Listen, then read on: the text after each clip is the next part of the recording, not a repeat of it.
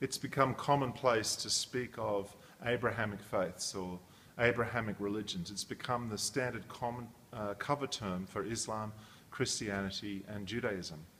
But it's actually a very unhelpful term. The three religions have quite opposing views of Abraham and how he functions. I believe it came into interfaith and ecumenical conversations really from Islam, because the expression religion of Abraham or faith of Abraham is a phrase out of the Quran. And really interestingly, it refers to Islam in contrast to and in superiority to Judaism and Christianity. So the term is a really misleading and unhelpful term. And I was speaking today about just explaining and exposing the unhelpful character of that expression, religions of Abraham, and encouraging us to think differently about the three faiths, that they can't be just summarised by looking for an origin in Abraham.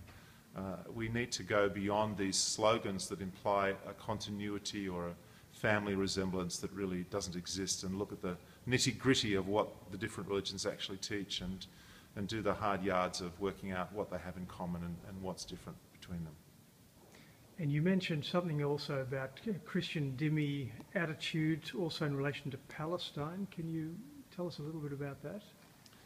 The expression religion of Abraham, I think, became popular in Christian circles through the influence of Joachim Mubarak, who was a Lebanese Catholic priest. And his theology of Islam could be what you call a dhimmi theology. That is, he anticipated a role for Christians of serving Islam, of supporting the destiny of Islam. And he's, in a way, sublimated or subjugated Christianity to an Islamic political agenda. He naively thought there'd be an interfaith utopia in the Middle East with different religions working together, but nevertheless Christians would somehow elevate or support the dominance of Islam. It's a failed strategy. It's been a very unhelpful guide. Lebanon is not in a good shape, and neither are any of the other Middle Eastern countries in terms of the situation of Christians. Dhimmi theology in general argues for positions on Islam that are very supportive of Islam's agenda of dominance and imply a subjugation and ultimately a silencing of Christian human rights concerns and claims to have their own identity. And it's unfortunately a trend amongst Christians in the Middle East. They have been on the receiving end of some appalling massacres and attacks in the last 150 years in the Middle East, and one of the responses of that is to, a bit like the Stockholm Syndrome, they've developed a psychology of subservience and expulcating of defending Islam in order to protect themselves.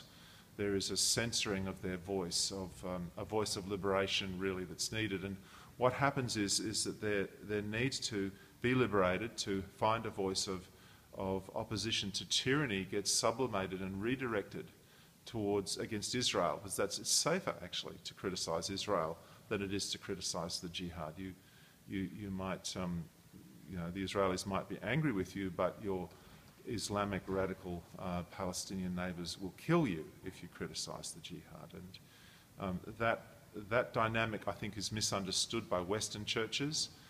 We hear the testimony of these Christians living under the conditions, the psychology of dhimmitude, and we just take it at face value.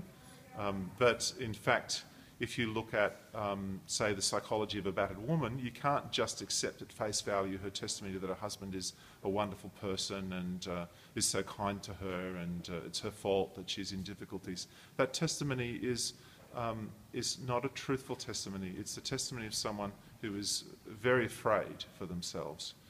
And we in the West should be compassionate towards Christians living under the situation of dhimmitude, and not just take at face value what they say. We need to also listen carefully to voices that are, in a sense, censored and suppressed in that environment, because it's dangerous for them to speak.